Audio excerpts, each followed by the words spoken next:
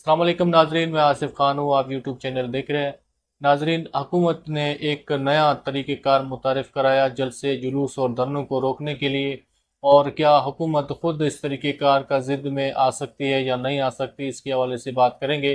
اور پاکستان تحریک انصاف کا احتجاج کے حوالے سے کیا اسٹریٹجی ہے، اور پاکستان تحریک انصاف نے حکومت کو کیا آفرز کیے، اور کیا پاکستان تحریک انصاف یہ جو احتجاج ہے 15 اکتوبر کا یہ کرے گی یا نہیں کرے گی، اور پاکستان تحریک انصاف کے اندر کیا چل رہا ہے، اس کے حوالے سے بات کریں گے۔ اور آئینی ترمیم کے لیے حکومت کی کوششیں اور حکومت کی مسلسل ناکامی، اور اس وقت حکومت کیا چاہ رہی ہے، اس کے حوالے سے بات کریں گے۔ تو ناظرین، سب سے پہلے پاکستان میں جو احتجاج اور جو مخالف جماعتوں کے دھرنے ہیں، جلوس ہیں، جلسے ہیں، ان کو روکنے کے لیے حکومت نے ایک نئے طریقہ کار کا اس وقت جو ہے وہ تجربہ کیا، اور اس تجربے کو کامیاب سمجھ رہی ہے۔ اور ہر مخالف سیاسی جماعت کو ان کے جلسے جلوس احتجاج کو روکنے کے لیے اب یہ جو طریقہ کار ہے وہ جو ہے وہ ان کی امپلیمنٹ کی جا رہی ہے۔ اور یہ طریقہ کار ہے کہ فوراً دفعہ 144 کا نفاذ، اور اس کے بعد اس جماعت کے خلاف ایکشن، اور اس کی گرفتاریاں، مقدمات، لاٹھی چارج، اور نہ بچے اس میں جو ہے ان کا لحاظ، نہ خواتین کا لحاظ، نہ بزرگوں کا لحاظ، تو کسی بھی طریقے سے کوئی رعایت جو ہے وہ نہیں۔ اور ہر طریقے سے جو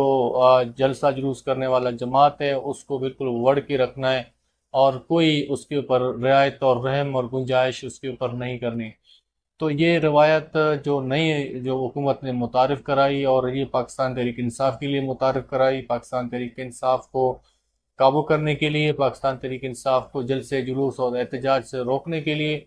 لیکن اب جو اس کا دائرہ کار ہے وہ آہستہ آہستہ بڑھتا ہوا نظر آ رہا ہے، اور اس کے مختلف جو حکومت کے اقدامات ہیں اس سے یہ نشانیاں نظر آ رہی ہیں۔ گزشتہ روز کراچی پریس کلب میں احتجاج اور دفعہ 144 کے خلاف ورزی پر سندھ رواداری مارچ اور ٹی ایل پی کے پولیس کے ساتھ جھڑپوں میں ایک شخص جاں بحق ہوا تھا اور کئی زخمی ہوئے۔ تو یہ جو سلسلہ ہے یہ اب بڑھتا ہوا دکھائی دے رہا ہے، اور اب ایسے لگ رہا ہے کہ یہ تمام جو بھی برسر اقتدار جماعت ہوگی، کسی بھی سیاسی جماعت کو دھرنے سے، جلسے جلوس احتجاج سے روکنے کے لیے فوراً دفعہ 144 لگائیں، اور پھر اس کے اوپر لاٹھی چارج، شیلنگ، اور اس کے اوپر پھر گرفتاریاں، مقدمات۔ تو اس طریقہ کار سے یہ حکومت خود بچ سکتی ہے، نہیں بچ سکتی۔ اور اس وقت جو اقتدار میں بیٹھے اتحادی جماعتیں ہیں، تو ان جماعتوں کا اقتدار ہمیشہ نہیں رہنا۔ جو طریقہ کار اور نیا قانون جو استعمال کر رہے ہیں، اور اب یہ جو لاٹھی چارج، جو شیلنگ ہے، جو گرفتاریاں ہیں، جو مقدمات ہیں، جو دفعہ 144 کا جو نیا ایک فارمولہ ہے، یہ فارمولہ رکنے والا نظر نہیں آ رہا۔ اور یہ فارمولہ اب ہر مخالف جماعت پہ استعمال ہوگا، اور ہر برسر اقتدار جماعت جو ہے اس طریقہ کار کو استعمال کرے گی، اور اس کے بڑے خطرناک اثرات جو ہے ہوں گے، اور اس کے سیاست میں اور اظہار آزادی میں، اور کسی بھی جماعت کے، کسی بھی گروپ کے، کسی بھی جو ہے کمیونٹی کے، اور کسی بھی طبقے کا جو ایک بنیادی حق ہے احتجاج کرنا اپنے حقوق کے لیے، اور اپنے حقوق کے لیے آواز اٹھانا۔ تو اب لگتا ہے کہ پاکستانی اور پاکستان کے پولیٹیکل جماعتیں اس حقوق سے محروم ہوتے ہوئے نظر آ رہے ہیں۔ اور اب کیونکہ جو طریقہ متعارف کیا حکومت نے، تو اس طریقے میں کوئی بھی ایسا جو ہے موقع یہ حکومت اپنے مخالف کے لیے نہیں چھوڑ رہا کہ وہ اپنا آواز جو ہے اٹھائے۔ پاکستان تحریک انصاف احتجاج ریکارڈ کرانا چاہ رہی ہے، اور یہ باور کرانا چاہ رہی ہے کہ پاکستان تحریک انصاف کے ساتھ جو کچھ کیا گیا وہ جمہوریت کے برخلاف کیا گیا، اور ان کی جو اس وقت عوام کے اندر پوزیشن ہے وہ پوزیشن واضح ہے۔ تو اس لیے اب جو اس وقت خدشات لاحق ہیں پاکستان تحریک انصاف کو، خاص کر عمران خان صاحب کے حوالے سے، تو اس لیے حکومت کو جو ہے 15 اکتوبر کا جو احتجاج ہے اس کو مؤخر کرنے کے لیے یہ آفر بھی کیا گیا کہ عمران خان صاحب سے ملاقات کرائی جائے، اور اس کے بعد اس احتجاج کو مؤخر کیا جا سکتا ہے جو 15 اکتوبر کو اسلام آباد میں ہونے جا رہا ہے۔ تو حکومت اس معاملے میں سنجیدہ نظر نہیں آ رہی، اور حکومت مجھے نہیں لگتا کہ یہ پیشکش جو پاکستان تحریک انصاف کے پولیٹیکل گروپ نے کیا اس کو تسلیم کرے گی، اور حکومت کسی طریقے سے عمران خان صاحب سے ملاقات کرائے گی۔ کیونکہ اس میں جو مسئلہ ہے وہ یہ نہیں کہ حکومت کا عمران خان صاحب سے ملاقات کرانا ہے یا نہیں کرانا. اس میں مسئلہ یہ ہے کہ حکومت کو اس وقت جو آئینی ترمیم کا جو انہوں نے پروگرام بنایا اس میں ناکامی جو ہے بالکل واضح دکھائی دے رہی ہے. اور اس ناکامی کو چھپانے کے لیے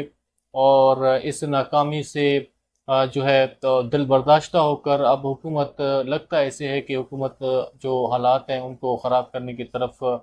جو ایک نئی قدم اٹھا رہی ہے. اور حکومت چاہ رہی ہے کہ یہ پاکستان تحریک انصاف کے لوگ آئیں اور یہ احتجاج کریں اور ان کے خلاف ہم طاقت کا استعمال کریں اور ان کے خلاف مقدمات بنائیں اور ان کو مزید مفلوج بنائیں. تو یہ جو تاثر مل رہا ہے وہ یہی مل رہا ہے. اور حکومت اس کا منتظر ہے. ہم نے پچھلے اپنے تمام ویڈیوز میں ذکر کیا تھا کہ پاکستان تحریک انصاف جو سیاست میں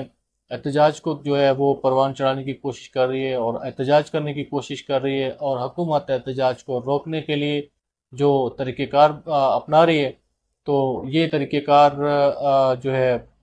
آگے چل کے حکومت کے لیے بھی جو ہے خطرناک ثابت ہو سکتی ہے، اور کسی بھی جماعت کے لیے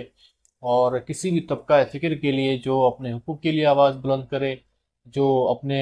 جائز مطالبات کے لیے آواز بلند کرے، تو لگتا ہے ایسے ہے کہ اب ان کو جو ہے موقع نہیں ہوگا. اور جو پاکستان تحریک انصاف نے شرط رکھا حکومت کے سامنے، حکومت اس شرائط پر عمل درآمد کرواتی ہے کہ نہیں کرواتی ہے. حکومت اس معاملے پر سنجیدہ نظر نہیں آ رہی، اور حکومت چاہ رہی ہے کہ پی ٹی آئی آ جائے اور احتجاج کرے، اور اس کے لیے جو پاکستان مسلم لیگ نون کے وزراء ہیں وہ مسلسل اشتعال انگیز جو تقاریر کر رہے ہیں اور مسلسل جو اشتعال انگیز بیانات ہیں وہ دے رہے ہیں. تو پاکستان پیپلز پارٹی کے لوگ بھی اس حوالے سے بیانات دے رہے ہیں، اور پاکستان تحریک انصاف کو جو ہے وہ صہیونی جو لابی ہے ان کا حمایت یافتہ قرار دے رہے ہیں، اور یہ اسرائیلی لابی قرار دے رہے ہیں پاکستان تحریک انصاف کو. اور حالیہ جو احتجاج ہے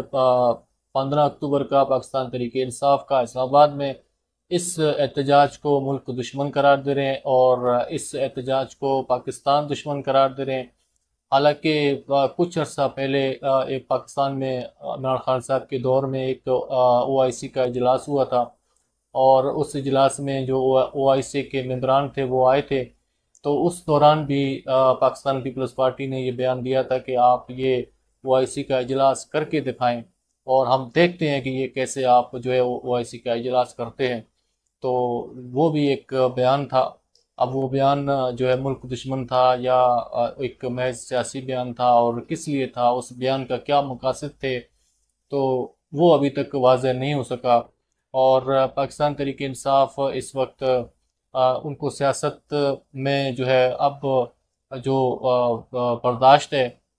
وہ اب یہ جو سیاسی اتحاد ہے وہ نہیں کر رہے، اور یہ چاہ رہے ہیں کہ کسی طریقے سے پی ٹی آئی جو ہے وہ سیاسی میدان سے الگ ہو جائے اور ہمیں یہ میدان بالکل صاف مل جائے. تو اسی لیے اب یہ معاملہ جو ہے وہ آگے چل رہا ہے، اور حکومت کی جانب سے جو آئینی ترمیم ہے اس کے لیے بھرپور کوششیں کی جا رہی ہیں. اور کل جو میٹنگز ہوئے اور آج فائنل جو اس حوالے سے جو پارلیمانی کمیٹی کا اجلاس ہے وہ ہوگا، اور اس میں جو بھی بات ہوگی وہ فائنل ہوگی. اور بات فائنل یہی ہے کہ حکومت کے پاس نمبر بھی ہم پورے نہیں ہیں،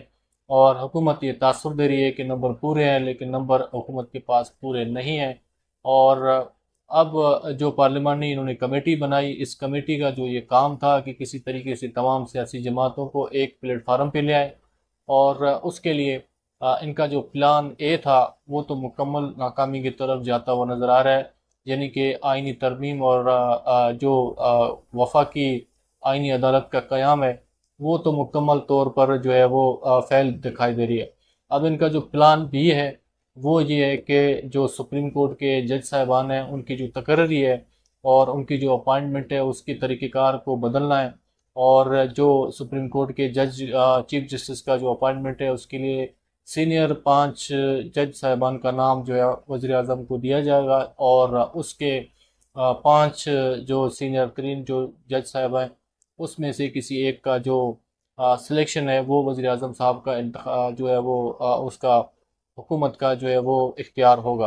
اور سیم اسی طریقے سے جیسے آرمی چیف کا اپائنٹمنٹ کیا جاتا ہے لیکن اب اس پر بھی جو سیاسی جماعتیں ہیں وہ متفق نہیں ہو پا رہی، اور مولانا فضل الرحمان متفق نہیں ہو پا رہے، لیکن اس پر ابھی کوششیں جاری ہیں، اور اس پر حکومت جو ہے چاہ رہی ہے کہ کم سے کم یہ پلان بی پر جو ہے عمل درآمد ہو، اور پلان بی پر بھی اگر عمل درآمد نہیں ہوتا تو 17 اکتوبر کو سپریم کورٹ کے چیف جسٹس قاضی فائز عیسیٰ صاحب نے جو آئینی ترمیم کے لیے جو ان کے خلاف جو پٹیشن ایک داخل ہوئی کہ اس آئینی ترمیم کا جو اقدام ہے اس کو غلعدم قرار دیا جائے اور حکومت کو آئینی ترمیم سے روکا جائے جو عدلیہ کے آزادی کے جو ہے خلاف ہے، تو ہو سکتا ہے کہ اس میں پھر حکومت کو فیس سیونگ جو ہے وہ سپریم کورٹ کی جانب سے ملے، اور پھر یہ معاملہ حکومت کے ہاتھ سے نکلتا ہوا دکھائی دے رہا ہے۔ اب حکومت کے پاس ایک ہی راستہ ہے کہ یہ آئینی ترمیم کے بعد اگر آئینی ترمیم نہیں ہو رہا اور آئینی ترمیم میں رکاوٹیں ہیں تو پھر حکومت کے پاس یہ راستہ ہے کہ جو سپریم کورٹ کے جج ہیں، چیف جسٹس ہے، ان کی جو اپائنٹمنٹ ہے اس کی طریقہ کار میں تبدیلی لائی جا سکے، لیکن اب یہ دونوں کام ہوتے ہوئے دکھائی نہیں دے رہے۔ تو اب حکومت اور اتحادی اس وقت کافی پریشان صورتحال میں، اور کافی اس وقت بے چینی پائی جا رہی ہے، لیکن اس کے ساتھ ساتھ اس حکومت کو اور اتحادیوں کو کچھ تسلیاں بھی ہیں، کچھ گارنٹیاں بھی ہیں۔ تو بہرحال دیکھتے ہیں کہ صورتحال کس طرف جاتی ہے، اور کیا اس میں جو اپائنٹمنٹ ہے جو جسٹس منصور علی شاہ صاحب کا ان کا ہوتا ہے چیف جسٹس سپریم کورٹ کے لیے، یا پھر حکومت 25 اکتوبر سے پہلے پہلے کوئی نیا طریقہ متعارف کرواتی ہے اور کوئی نیا جو قانون ہے وہ بناتی ہے۔ تو اس حوالے سے جو بھی ہوگا آپ کے ساتھ شیئر کریں گے، اور مزید جو خبریں ہیں وہ آپ کے ساتھ شیئر کرتے رہیں گے۔ تب تک اجازت دیجیے، اللہ حافظ۔